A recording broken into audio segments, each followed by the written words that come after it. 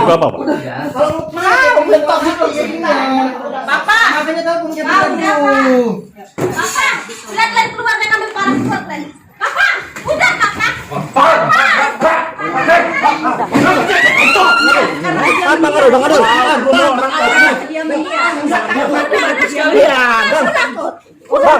Enggak ngerti, ayo. Enggak, kalau dari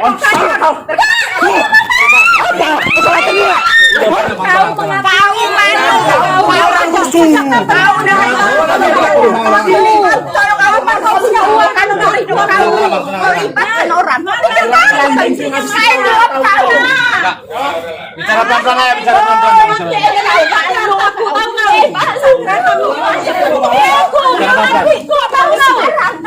Udah bicara pelan-pelan. udah habis kali kontol aja orang kamu.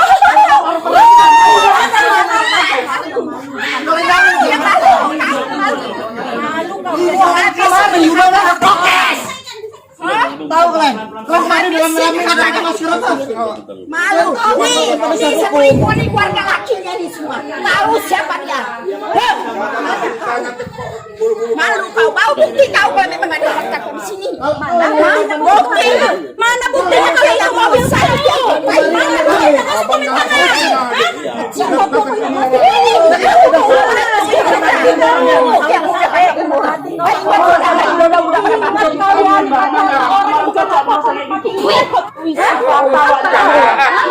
Kami dari kantor pengacara Ali Ishak dari Munte, Bayunan dan Rekan di sini mengundang rekan-rekan media dengan tujuan agar dapat diketahui sebagaimana kronologi kejadian dan penyampaian informasi atas kejadian intimidasi terhadap pengacara pada saat melakukan kegiatan pendampingan hukum di wilayah hukum Labuhan Diri, yang tepatnya di lingkungan 7 Payakumbuh, yang dimana pada saat itu kami mendampingi kepentingan hukum klien kami dalam hal penipuan, yang mana tujuan kami ke sana sudah terlebih dahulu melapor kepada pihak Kepling.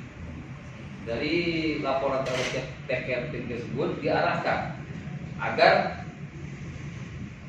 kami datang dengan baik-baik dan apabila terjadi sesuatu barulah saya akan datang ke sana. Artinya kesepakatan ataupun hal-hal yang sifatnya urgent. Kenapa?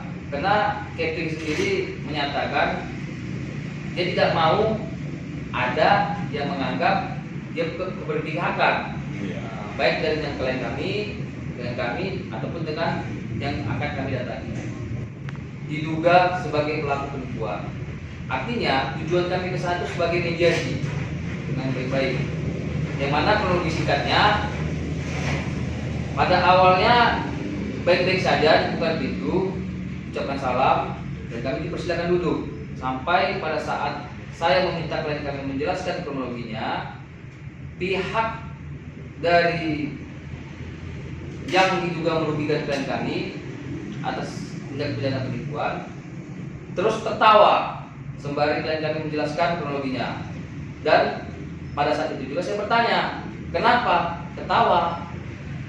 Dibalasnya langsung dengan arogansi, dengan nada, ada apa rupanya kalau saya tertawa? Gak sur kau, sambil melayangkan tangannya ke bagian dada saya. Dan pada saat yang sama, klien saya didatangi dua orang wanita yang saya tidak kenal, sembari mengarahkan tangannya untuk memegang bagian dada ke atas klien saya, seolah-olah mau melakukan intimidasi. Dan hal tersebut langsung saya respon karena sebagai pengacara saya bertanggung jawab untuk menjaga kenyamanan dan keamanan klien kami dari kantor ABR yang pada saat itu sedang kami emban selaku pengacara. Saya pun langsung mengamankan dan hal itu direspon kembali oleh Abdur yang kebetulan ada di samping saya tadi, yang tidak senang ketika saya mengatakan kenapa tertawa, langsunglah saya disuruh ke sudut. Dan ada bahasa tutup pintu. Kita matikan aja orang ini, biar kita kubur di belakang. Dan hal itu sembari dikerjakan mereka. Ada yang menutup pintu dan ada yang mengambil parang ke dalam kamar. Parang itu saya ketahui diambil ketika dia keluar dari kamar sambil membawa parang dan mengayun-ayunkan parang tersebut. Dalam selang waktu yang tidak terlalu lama, terbukalah pintu, barulah saya keluar, dan hal tersebut berlangsung sampai beberapa jam percekcokan yang kurang lebih, hingga kami pun kesulitan untuk keluar karena mobil kami juga dihadang pada saat itu dan dirusak. Yang jenis mobilnya Yaris dan Toyota Rush pada saat itu. Demikian dari saya kembalikan lagi kepada pimpinan kantor ABR. Adanya ancaman pembunuhan terhadap pengacara dalam mendampingi klien. Tentu kita berkeinginan bahwasanya di dalam melaksanakan tugas-tugasnya, pengacara tentu karena dia memang adalah bagian daripada penegakan daripada hukum, maka tentunya dia adalah bertugas dalam hal menegakkan hukum. Kemudian dalam kaitan ini, karena adanya tindakan intimidasi terhadap pengacara dalam melaksanakan tugasnya, kemudian ancaman pembunuhan terhadap pengacara tersebut, maka kita berharap di masa yang akan datang hal-hal seperti ini tidak boleh terjadi lagi di negara Republik Indonesia yang berdasarkan hukum ini. Kami hanya melaksanakan tugas sebagai penasihat hukum, sebagai orang yang ingin berikhtiar mendamaikan daripada perselisihan daripada klien kami dengan mereka dalam keadaan ini merasa dirugikan. Tentu ada hak-hak yang dilanggar, namun demikian kita sesungguhnya pada awalnya tidak mengira sama sekali akan terjadi hal yang demikian tersebut. Sekiranya saja pihak daripada orang yang dalam hal ini berinisial AR tadi, dia merasa bahwasanya tidak melakukan pekerjaan tersebut, tidak melakukan tindakan tersebut, tentu dia bisa menolak kami, silahkan untuk keluar misalnya seperti itu. Tapi tidak dalam hal ini membekap kami di dalam ruangan, kemudian pintu ditutup dengan kalimat-kalimat yang luar biasa menakutkan. Tentu mana lagi di daerah itu sudah karena ributnya mereka terjadilah dalam hal ini kondisi yang menegangkan juga. Masyarakat sudah berdatangan karena mereka mengundang masyarakat jadinya karena ributnya, padahal kita tidak ada tidak membawa alat apapun, tidak melakukan apapun, yang hanya sekedar datang untuk melakukan mediasi dalam hal ini. Mungkin dalam hal ini Pak Bayu selaku Direktur Alisan dari Menteri Bayu dan mereka bisa memberikan sedikit tambahan terkait dengan hal-hal hukuman ataupun pelanggaran terhadap hak kami selaku pengacara. Terima kasih. Assalamualaikum warahmatullahi wabarakatuh.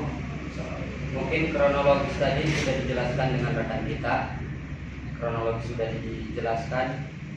Kemudian menurut hemat kami, perbuatan ini adalah perbuatan tidak pidana, pengancaman beserta pembunuhan, ancaman pembunuhan. Artinya, jika seseorang sudah melakukan perbuatan, adanya perbuatan, pasti ada tindak pidana.